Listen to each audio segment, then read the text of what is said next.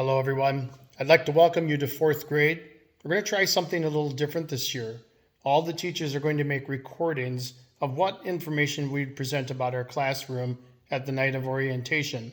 This way you can watch this video and come to the parent meetings later in August with any questions that you may have about our classroom and how we're going to proceed this year. I'd first like to start out by introducing our school theme. It is God is love, and it comes from 1 John chapter 4, verse 16. God is love. Everything that we focus our attention on this year will focus on this theme itself, from our classroom management to our time together in the room and out of the room, to the work that we do together and at home, and to the partnership, of course, that we have with you, the parents, and our school here at Grace. I'm looking forward to a great year, and I'd like to just go through a few things about our classroom that will help you and transition from third grade to fourth grade. Let me start out by first mentioning something about our classroom management plan.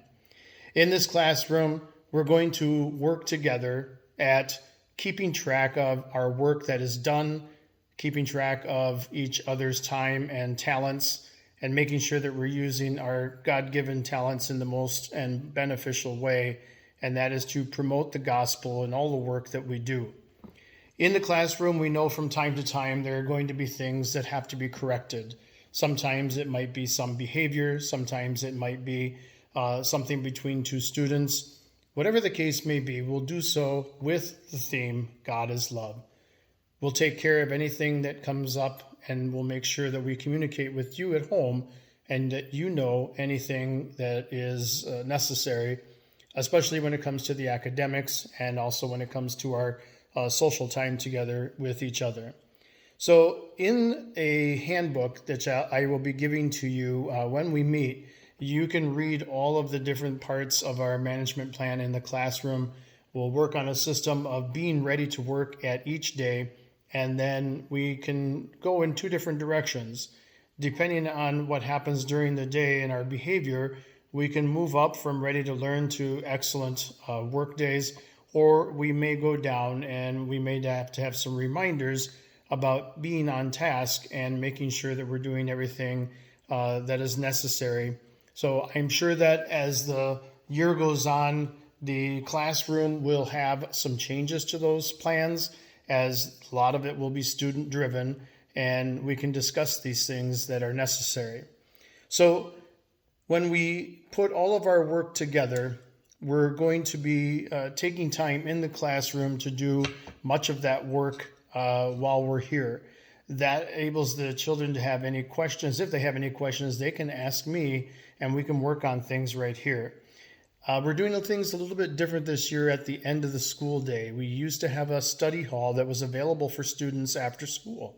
That will no longer be here in the lower grades. We do have time for students after school if they need that extra time with the teacher, and that will be coordinated between the teacher and the parent at home. And we can set up times for the student to stay after school if they are struggling or if they are behind in assignments. There may be times that we ask them to stay so that we can get these things ironed out and that everything can work out to the best what the children need. So in the morning when the students arrive, the doors will open at 7:30. Students are able to come into the building. They can make their way to the classroom. They can stop at the restroom along the way, which is beneficial, and also fill up any water bottles that they may have. When they get out to their lockers, I ask that they get all of their things put away in a timely fashion and be organized about their work. Get into the classroom and organize the desk. On the board will be tasks for the day. Each student will always have a job to do. There may be some downtimes, of course, in those jobs I've listed. But the assignments will be listed on the board. They can write them into their assignment notebooks. They can prepare for the classes that we'll be starting with. And by 7:50, we'd like everyone in their desks and ready for morning announcements from Principal Edie. So students should be moving into the classroom at a reasonable time so that they can get themselves set up and ready to go. So transitions is a big thing within the classroom. We have transitions that happen between classes. We have transitions that happen between our room and another room, in the hallway, to the lunchroom, to the gym, to recess, whatever the case may be. We ask that the students are respectful and mindful of their classmates, but also of other students that are in the building and other teachers as well. We usually like to take the initiative to move aside, of course, for any younger grades so that they may have the right of way in the classroom. And we would hope that the upper graders would do the same things for us. So I'll be looking for, the expectations are that they are quiet when we move through the hallway, that they stay on the right side of the building or hallway when we're walking in the stairwells, and that we give way when necessary to a younger grade.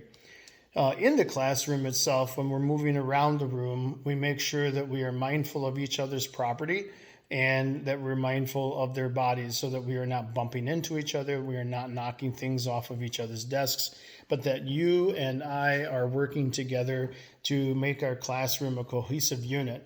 We have a number of students in here, and we hope to continue with the trend that I had with you last year as third graders, of being an excellent class and working together.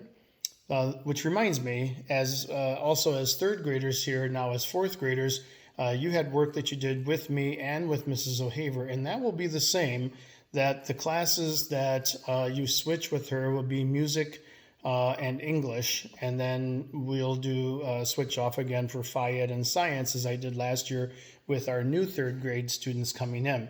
So we will still have those times that we switch with Mrs. O'Haver. There have been some changes in our daily schedule that I want to make you aware of, and I will have a paper copy of that daily schedule when the students first arrive on the first day. One of the changes is lunchtime. We normally last year had eaten at about 11:15, 11:20. That now is going to change to about 12 or 12:05. So snack in the morning will become essential. Used to be we'd have snack and then almost an hour and a half later we were eating lunch. Now that time is going to be extended out. Lunchtime has been divided into like a 3-group session. We are eating with third, fourth, and fifth graders together, and then our afternoon recess time is right after lunch. So some things will be just a little bit different, and of course we'll go over those things when we get to the first day. If you're going to be absent, especially if you have a planned absence, that we ask that you contact the office and that you make plans and arrangements to get that work ahead of time. Obviously, if you're sick during the school year, we'll do our best to get all of the work to you. There may be some things that have to be made up after you return to class, but no matter what the case may be, we'll get you involved and we'll get all of that work made up. If we have unfinished work, that work needs to be completed before any after-school activities, or even sometimes for recess if those become excessive.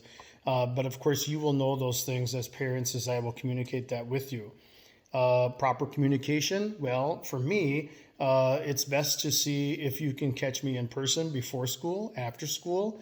As we do not have study hall anymore, we will be walking the children out at the end of each day. So I should be outside by 3:05 or so. Sometimes we may have a different route to take with the kids to after school care.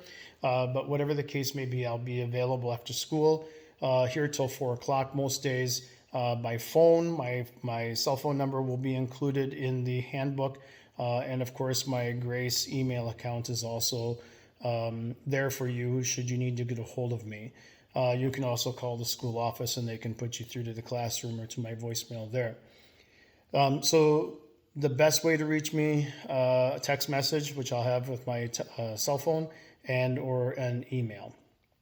So as I said before, with our daily schedule, there are some changes that we're going to have that are different as far as the lunchtime, recess time, and then the end of the school day.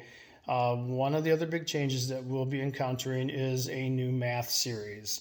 We are no longer going to be working with Saxon. We are switching to a new series called Envision. It is more of a practice-based method of math. There will still be traditional use of math, but this program uses computers. We'll have textbook, workbook things to do in class, and there's a lot of problem solving. So math facts and things we'll still work on, but there'll be a lot of problem solving in the work itself. We're still working through some of these things, of course, during the summertime, as it's only August 1st, so we still have a whole month before school starts. So we will have that all ironed out and ready to go for you when you arrive. Anything else, of course, you can ask me when you come in. Most of the students who are in the classroom for this year had me last year for a couple of classes, so that makes the transition that much sweeter. And I'm looking forward to a new school year. And if you have any questions, please don't please don't hesitate to reach out to me, of course. And let's again keep our eyes on the focus for our year. God is love. And again, everything that we do will promote that theme. And of course, we know that in all things, God makes everything possible and turns it out for our own good. Thank you. God bless the rest of your summer, and we'll see you all very soon.